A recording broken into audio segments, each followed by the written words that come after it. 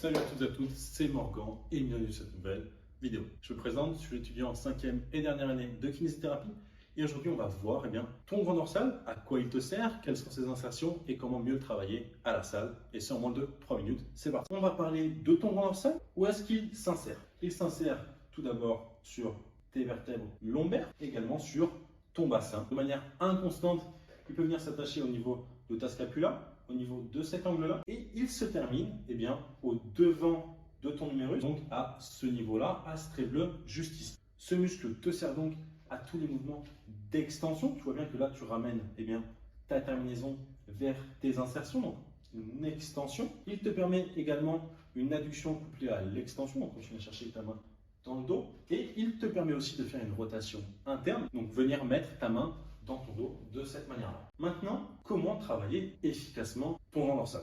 Quels sont les mouvements à faire à la salle pour vraiment le solliciter de manière optimale? La plupart des gens, pour travailler leur grand dorsal, ils viennent faire des mouvements de resserrage de scapula.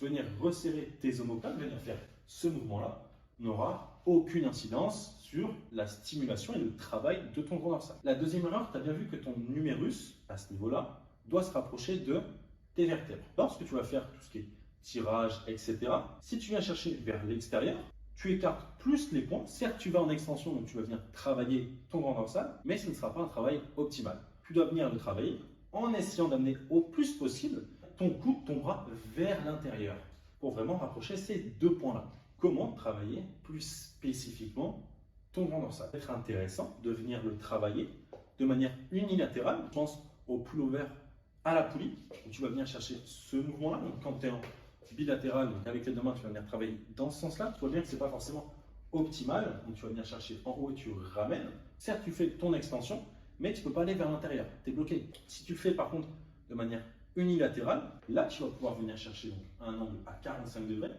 venir faire ton extension et en plus de ça, ton abduction. Et donc là, tu vas beaucoup mieux ressentir ton grand dorsal. Tu vas le travailler beaucoup plus spécifiquement et donc tu auras de meilleurs résultats.